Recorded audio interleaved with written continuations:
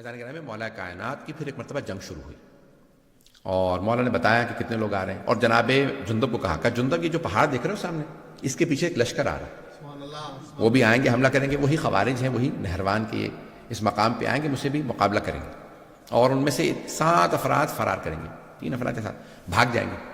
انہی میں سے فرار کرنے والوں میں سے ایک کا نام تھا عبد الرحمن ابن ملجم،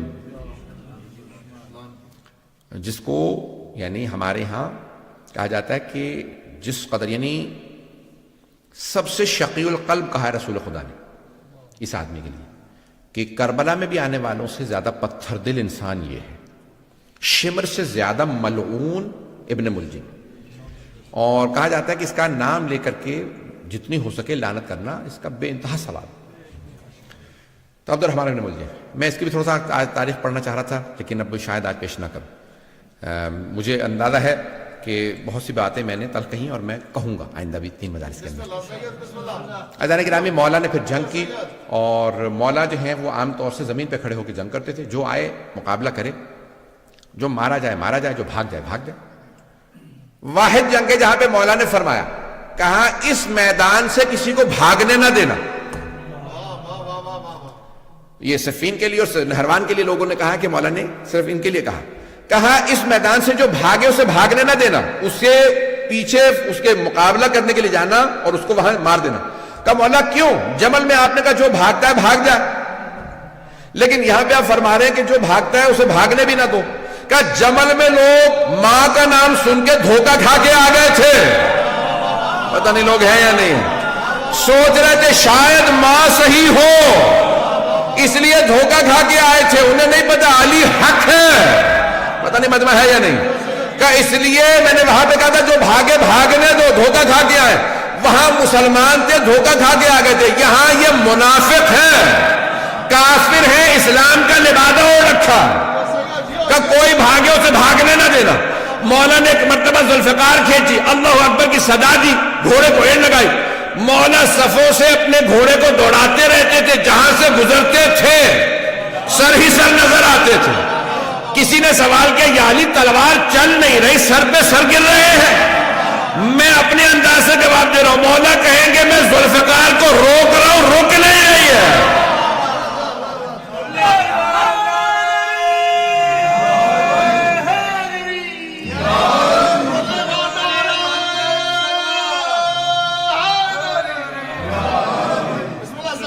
فضائل انشاءاللہ کل۔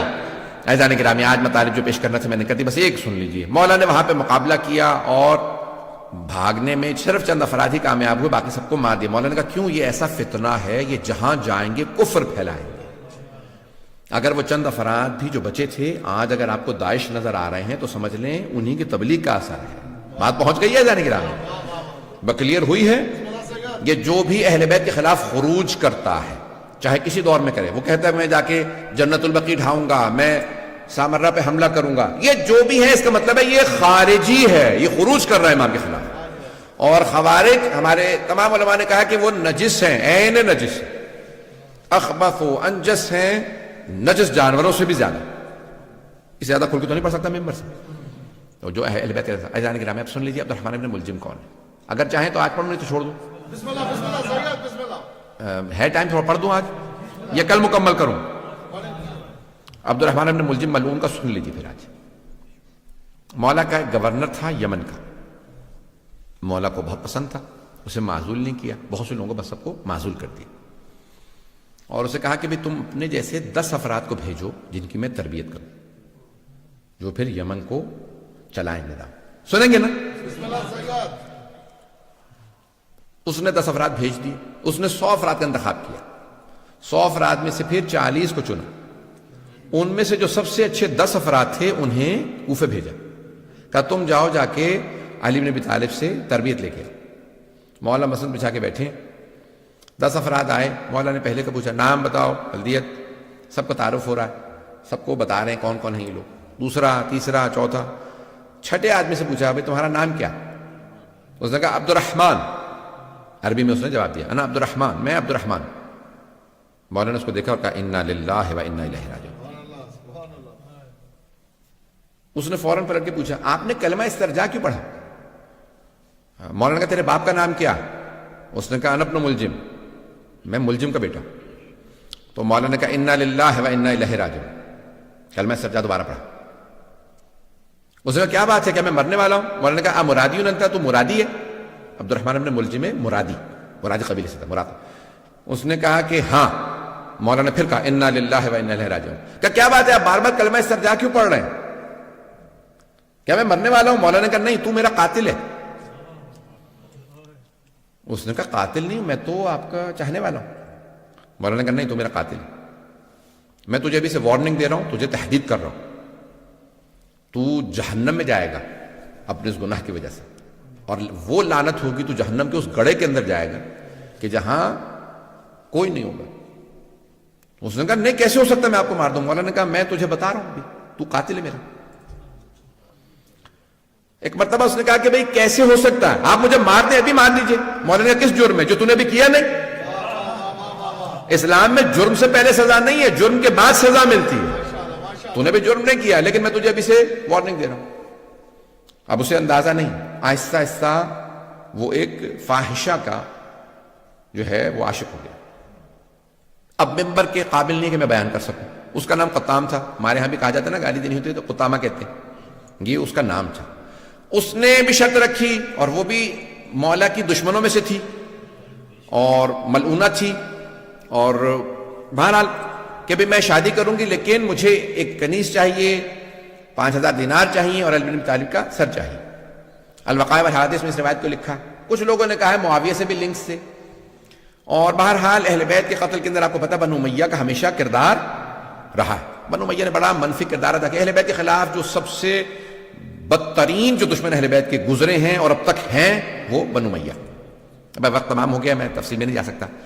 اور پھر اس نے کہا کہ نہیں میں ایسا نہیں کر سکتا، اور پھر آہستہ آہستہ کہا کہ ٹھیک ہے میں ایسا کروں گا. اور کیا کیا اس نے؟ یہ گیا خانہ کعبہ میں، غلاف خانہ کعبہ پکڑ کے اس نے قسم کھائی کہ میں علی کا قتل کروں گا. آج آپ دیکھتے ہیں بہت سے کہ یہ اپنے آپ کو کہتے ہیں خادم الحرمین شریفین. پتہ نہیں لوگ ہیں یا نہیں. بہت سے لوگ دھوکہ کھا جاتے ہیں، وہ حرم کے خادم ہیں اور آپ ان کو برا کہہ رہے ہیں. بھئی ہم آپ کو تاریخ میں ایسے بہت سے کردار پیش کر سکتے ہیں جو خانہ کعبہ کا غلاف پکڑ کے قسم کھاتے ہیں کہ میں رسول خدا کے بھائی علی بن ابی طالب کا قتل کروں گا. یہ میں کیوں پیش کر رہا ہوں؟ یہ قابل توجہ باتیں، آج یہ قابل غور ہیں. یہ آج دھوکہ نہ کھائیں لوگوں کے بڑے بڑے ٹائٹلوں سے. اتنے بڑے بڑے انہوں نے اپنے آپ کو ٹائٹل دے رکھے. میں حرمین کا، مکہ مدینہ کا خادم ہوں. جنت البقیع ڈھا دے تب بھی لوگ ان کو لعنت نہیں کرتے. رسول خدا کی بیٹی کا حرم گرا دیں، لوگ کہتے ہیں کہ لعنت نہیں کر سکتے. آپ سوچ سکتے کوئی آدمی 4 معصوم اماموں کی قبریں ڈھا دی. ازواج رسول کے ماننے والے کہاں ہیں آج جو کہتے ہیں امہات المومنین کو مانتے ہیں؟ 9 امہات المومنین کی قبریں ڈھا دی. کوئی بولنے کے لیے تیار نہیں، کہتے نہیں لعنت نہیں کریں. حرمین کے خادم ہیں، مکہ مدینہ کے خادم ہیں. یہ آل سعود کا کردار ہے آپ کے سامنے. میں بہت معذرت، بہت تلخ میں نے پیش کیا، مکمل کر رہا، ختم تمام. عزیزان گرامی، اس نے کیا کہا؟ اس نے کہا میں کیا کروں گا؟ حرم میں خانہ کعبہ کا پردہ غلاف پکڑ کے قسم کھائی میں علی کا قتل کروں. کب؟ شب قدر میں. کہاں پہ؟ مسجد کے اندر، مقدس جگہ پہ، مقدس رات میں مقدس ترین ہستی کا قتل کرنے آ رہا ہے. کیا سمجھ کے؟ عبادت سمجھ کے. کیا اس زمانے میں ایسے لوگوں پہ لعنت تھی تو آج ایسے لوگوں پہ لعنت نہیں؟ پتہ نہیں میں نے پیش کیا یا نہیں پیش کیا. یہ آج امام بارگاہوں میں، مساجد میں وہ کہتے ہیں میں عبادت کر رہا ہوں، میں شیعوں کو مارنے جا رہا ہوں، میں سامرہ کا حرم گرا رہا ہوں، میں عبادت کر رہا ہوں. عزیزان گرامی، اسی لیے ہم کہتے ہیں کھولو آنکھیں، دماغ کھولو، کان کھولو. ایسے اگر لوگوں کو تم تاریخ میں، آج ایسے لوگ ہیں. اور پاکستان میں کب کہا؟ جب خود کے حملے شروع ہوئے پاکستان میں، کہا نہیں یہ ملعون ہے. عزیزان گرامی، اگر پاکستان میں حملہ ہو تو ملعون ہے، دوسرے ملکوں کے اندر حملہ ہو تو ملعون نہیں ہے، عراق میں حملہ ہو تو ملعون نہیں ہے، شام میں جناب زینب کے حرم پہ حملہ کرے تو ملعون نہیں ہے ایسے لوگ. اور اگر تاریخ میں علی پہ حملہ کرے تو ایسے آدمی ملعون نہیں ہے. میں یہ سخت ترین جملے کہیں، میں بہت معذرت، لیکن میں کہنے پہ مجبور ہوں، آج یہ پڑھنے پہ مجبور ہوں. ایسے حالات ہیں، اگر ہم نہیں، میں نہیں کھولوں گا تو کوئی اور نہیں بولے گا. عزیزان گرامی، یہ تاریخ کے وہ کردار ہیں کہ جن پہ تاریخ میں بھی لعنت تھی، آج بھی لعنت ہے. اللہ ان لوگوں پہ لعنت بھیجتا ہے، اس کا رسول ان پہ لعنت بھیجتا ہے، ملائکہ لعنت بھیجتے ہیں، قیامت تک کے لیے ایسے لوگوں پہ لعنت ہے۔ اور جو ان پہ لعنت نہیں بھیجتے ان کا کیا حال ہونا چاہیے؟ ان پہ لعنت نہیں ہونی چاہیے۔ اگر تو وہ نہیں سمجھتے تو معاف ہے، اور اگر سمجھتے ہیں اور لعنت نہیں بھیجتے تو ان پہ بھی لعنت ہے۔ جیو سید، جیو جیو سید، جیو۔ آپ کہیں گے آج مولانا بہت غصے میں میں یقین مانیے کہ جتنا پیش کر رہا ہوں بڑی ذمہ داری سے پڑھ رہا ہوں۔ بسم اللہ سید۔ جو اہل بیت علیہ السلام کے مقابلے میں آئے، وہ کسی بھی زمانے میں ہو، کوئی بھی ہو، تو اس پہ عزیزان گرامی صبح و شام لعنت ہے، اور اللہ نے ایسے لوگوں پہ لعنت بھیجی۔ اور اگر میں ایک جملہ پیش کر رہا ہوں، وَمَن يَقْتُلْ مُؤْمِنًا مُتَعَمِّدًا فَجَزَاؤُهُ جَهَنَّمُ خَالِدِينَ فِيهَا وَلَعَنَهُ اللَّهُ وَغَضِبَ اللَّهُ عَلَيْهِ وَلَعَنَهُ وَأَعَدَّ لَهُ عَذَابًا عَظِيمًا۔ یہ اللہ نے قرآن میں آیت کی نازل، سورہ نساء آیت نمبر 93 4 سورہ۔ اللہ کہتا ہے جو کسی مؤمن کو جانتے بوجھتے ہوئے عمدن قتل کر دے تو اس کی سزا یہ ہے وہ جہنم میں جائے گا، اللہ اس پہ ناراض ہوگا، اللہ اس پہ لعنت کرے گا اور اس کو ہمیشہ عذاب میں رکھے گا۔ عام مومن کو مار دے تو اللہ فرما رہا ہے جہنم میں جائے گا، اور اگر کوئی امیر المؤمنین کا قاتل ہو۔ آج مسلمان کہتے ہیں نہیں سوچنا پڑے گا، لعنت کر سکتے نہیں، قرآن کی آیت کو تو نہ انکار کرو۔ میں نے تمام کر دیا، مختصر سے مصائب سن لیجیے۔ میں نے کہاں پہ روکا تھا؟ آئیں ذرا میرے ساتھ چلیے گا، جہاں میں نے کل بات کو روکا تھا مصائب کو، وہیں سے مصائب کو جاری رکھوں گا۔ امیر المؤمنین، اگر کبھی لوگوں نے جناب سیدہ کے در پہ آگ نہ لگائی ہوتی تو پھر کربلا کے خیمے کوئی جلانے نہ آتا۔ یہ کربلا کے خیمے کس نے جلائے ہیں؟ انہی لوگوں نے کہ جو مانتے تھے سیدہ کے در کو جلایا جا سکتا ہے۔ اور اگر جناب امیر کی گردن پہ کوئی ضربت نہ چلاتا، سر پہ ضربت نہ لگی ہوتی، آج صبح آپ نے دیکھی ہوں گی نا، کوفے کی مسجد سے اذانیں نشر کی جا رہی تھی۔ آج تو بڑی روشنی ہے، سب لوگوں نے کہا لائٹیں بجھا دو، یہ چراغ بجھا دو، علی کی بیٹیوں کو پرسہ دینا ہے۔ دنیا کا اصول ہے، بیٹے بیٹیوں کے گھر جاتے ہیں، کہتے ہیں ارے آپ کے بابا دنیا سے چلے گئے، آئیں ذرا جناب امیر کے بیٹے بیٹیوں کو پرسہ دیں۔ ہاتھ باندھ کے کہیے گا بیبیوں ہم آپ کو پرسہ دینے آئے ہیں، کیونکہ ہم اس لائق نہیں کہ پرسہ دے سکیں، لیکن آج ہمیں پرسہ دینا ہے۔ کوئی رونے میں بخل نہ کرے، میں آپ کو بس 5 منٹ کی زحمت دوں گا، کسی کوئی آنکھ ایسی نہ ہو۔ آج مولا کائنات گھر سے چلے ہیں، ایک مرتبہ مولا کائنات میں آج پیش کرنا چاہتا ہوں۔ میں نے کل پیش کیا تھا، مولا کو بیٹیوں سے بڑی محبت تھی، بیٹیوں کو مولا نے بلا لیا۔ جب بیٹیاں آ گئی نا، ہر روز جیسے آپ جانتے ہیں نا پانی زندگی کے لیے بہت ضروری ہوتا ہے، جناب زینب ام کلثوم کے لیے اپنے بابا کو دیکھنا ایسا تھا جیسے آب حیات ہوتا ہے۔ بیویاں اپنے بابا کو دیکھتی ہمارے بابا آ گئے ہیں، بابا آپ یہاں پہ بیٹھ جائیے، بابا میں آپ کے لیے کھانا لگا دیتی ہوں، بابا میں نے آپ کے لیے اپنے ہاتھوں سے روٹی بنائی تھی۔ اور مولا بھی اپنی بیٹیوں سے بڑی محبت کرتے تھے۔ بس بھئی کل رات تھی 19ویں کی عجیب و غریب رات تھی، ایک مرتبہ مولا کائنات کو ایک بیٹی نے کہا، ہر رات ایک بیٹا بیٹی دعوت کرتا، پہلے دن مولا حسن نے کہا بابا آج میرے ساتھ افطار کر لیجئے، دوسرے دن مولا حسین نے کہا بابا جان میرے پاس افطار کر لیجئے۔ ہر روز کوئی نہ کوئی بیٹا یا بیٹی کہہ دیتا۔ آج ایک دن جناب ام کلثوم نے کہا بابا جان اگر میرے پاس افطار کر لیجئے۔ ہاں بیٹی میں آپ کے پاس افطار کروں گا۔ اب اگر بیٹی کوئی ایسی ہونا کہ جناب ام کلثوم جیسی، بابا جان میں آپ کے لیے خود اپنے ہاتھ سے روٹی بناؤں گی، روٹی کا اہتمام کیا، بی بی نے ساتھ میں دودھ یا دہی رکھ دیا، سرکہ رکھا، جیسے کھانا رکھا کہا بیٹی آپ جانتی ہیں نا آپ کے بابا کبھی 3 چیزوں سے افطار نہیں کرتے، میں 2 سے زیادہ کھانے استعمال نہیں کرتا۔ ایک مرتبہ جناب ام کلثوم نے سرکہ ہٹانا چاہا، کہا نہیں بیٹی یہ دہی ہے، یہ جو دودھ ہے یہ ہٹا لیجئے، میں خشک روٹی سرکے کے اندر رکھ کے کھا لوں گا۔ ایک مرتبہ جناب امیر نے پہلا لقمہ لیا، دوسرا لقمہ کیا، کہا بیٹی بس بہت ہے۔ کہا بابا جان کیا بات ہے آپ کھانا افطار کیوں نہیں کر رہے؟ کہا بیٹی میں خدا کی بارگاہ میں خالی پیٹ جانا چاہتا ہوں، شاید مولا کو پتا ہے میرے بیٹے پیاسے بھوکے ذبح کیے جائیں گے، کہ میں خدا کی بارگاہ میں خالی پیٹ جانا چاہتا ہوں، اجرکم اللہ، خالی پیٹ جانا چاہتا ہوں۔ ایک مرتبہ جناب ام کلثوم کے آنسو بہنے لگے، بابا خدا کی بارگاہ میں جانے کی باتیں کر رہے ہیں، اگر پردیس ہو، زینب ام کلثوم جیسی بیٹیاں ہو، یہ پتہ چلے بابا جان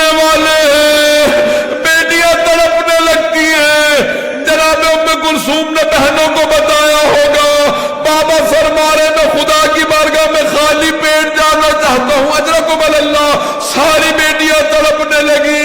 میرے مولا نے آواز دی بیٹا حسن آپ بھائیوں کو لیجئے کوفے کے دروازوں کی حفاظت کریں. کہا بابا جیسا آپ کو حکم لیکن آج ہماری باری نہیں ہے. کہ بیٹا میں بھی جانتا ہوں لیکن چلے جائیے. جانتے ہیں کیوں؟ مولا نہیں چاہتے تھے کوئی بیٹوں کے سامنے باپ پہ تلوار اٹھائے. کوئی باپ نہیں چاہتا مجھے بیٹوں کے سامنے مارا جائے. میں ہاتھ جوڑ کے کہوں گا مولا ذرا کربلا کے دیکھے ایک چھوٹی سی بیٹی کے سامنے باپ کے گلے پہ خنجر چل رہا ہے. اجرکم اللہ اجرکم اللہ. یا علی میں بھی پڑھوں گا 2 منٹ کی بس زحمت دوں گا. ایک مرتبہ مولا علی نے ایک مرتبہ کا میرے سارے بیٹے کوفے کے دروازوں کی حفاظت کے لیے چلے جائیں. آخری جملے سن لیجیے. مولا نے بیٹیوں سے کہا بیٹیوں الوداع. ساری بیٹیاں صحن میں نکل آئی. بابا یہ کیا حالت بنا رکھی ہے. میرے مولا صحن میں آئے. مرغابیوں نے راستہ روک لیا. مولا کی ابا میں چونچوں کو ڈالا. اب جناب زینب سے رہا نہیں گیا. بابا کبھی آج تک ہم نے یہ حالت نہیں دیکھی. یہ مرغابیاں یہ بدخیں یہ پرندے آپ کا راستہ نہیں روکتے. میرے مولا نے مڑ کے بیٹیوں کو دیکھا. پھر ایک جملہ کہا کہ انہن نواہی. یہ میرا نوحہ پڑھ رہی ہے. انہیں پتہ ہے بلی چل کے نہیں آئیں گے.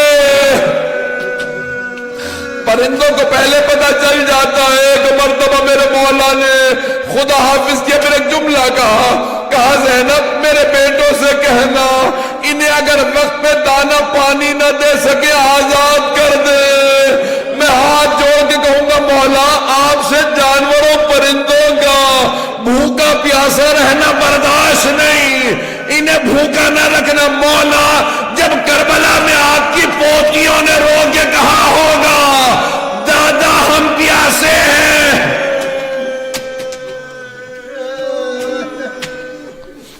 اجرکم اللہ اجرکم اللہ. بس بھائی مجھ میں طاقت نہیں ہے پڑھنے کی. بس بھائی 1 سے 2 منٹ کی زحمت دوں گا.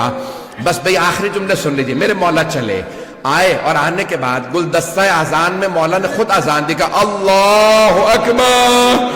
بیٹیوں کے کانوں میں آواز آئی. ایک بیٹی نے رو کے کہا بابا کی آواز میں کتنا درد ہے. بیٹیاں رونے لگی. وہاں بیٹوں نے اذان سنی. کسی نے کہا بابا خود اذان دے رہے. کہا ہاں. مولا حسن نے کہا ایک مرتبہ مولا نے اذان دی گلدستہ اذان میں مینارے پہ. آخری جملے میرے مولا اترے. ایک مرتبہ میں مینار سے اترے. آئے دیکھا کہ ایک آدمی الٹا سو رہا ہے. امام نے کہا ابن ملجم میں اپنے کام سے جا رہا ہوں تو اپنے کام سے اٹھ. ایک مرتبہ مولا محراب میں گئے. نافلہ فجر شروع کی. اللہ اکبر. مولا نے نماز شروع کی. ابن ملجم ملعون نے تلوار زہر میں بجھا رکھی تھی. تلوار نکالی. ہاتھ کانپنے لگے. شیر خدا کا روپ تھا. گردن پہ مارنا چاہتا تھا. سر میں تلوار لگی. میرے مولا کا سر شگافتہ ہوا. ایک مرتبہ بیٹھے. کہا بسم اللہ و باللہ وعلی ملت رسول اللہ فزتو برب الکعبہ. بیٹیاں تڑپنے لگی. بیٹے رونے لگے. کہا سب چلو مسجد میں بابا کو ضربت لگی ہے. جانتے ہیں کیسے پتہ چلا؟ جناب جبرائیل چلے مرثیہ پڑھنے لگے. تحدمت واللہ ارکان الہدی قتل ابن ام المصطفیٰ قتل علی المرتضی قتلہ اشکل اشکیہ. ہائے آج اللہ کے دین کے سارے ارکان تباہ ہو گئے. ارے محمد مصطفیٰ کا بھائی مارا گیا. علی مرتضی مارے گئے. اشکل اشقیاء نے انہیں مار دیا. بس میں زیارت برآمد ہونے والی ہے. آخری جملہ سن لیجئے. میں آگے نہیں پڑھوں گا کل جاری رکھوں گا. میرے مولا نے ایک مرتبہ بیٹوں کو دیکھا. خدا کی قسم علی کی آنکھوں میں کوئی آنسو نہیں تھا. میرے مولا دلیر تھے. کوئی نہیں روئے. بیٹوں کو روتا دیکھا. کہا میرے شیروں رونا بند کر دو. ایسے مصائب آتے رہتے. کہا بیٹا حسن آپ نماز مکمل کیجئے. لیکن ایک مرتبہ بیٹوں نے اٹھایا گھر لے چلے. مولا نے کہا حسن مجھے زمین پہ کھڑا کر دو، میں زینب کے سامنے بیٹوں کے ہاتھوں پہ نہیں جانا چاہتا، میری بیٹیاں نہ سوچے بابا کو تکلیف ہے۔ اب تک مولا نہیں روئے، لیکن جیسے ہی دروازہ کھلا سامنے دیکھا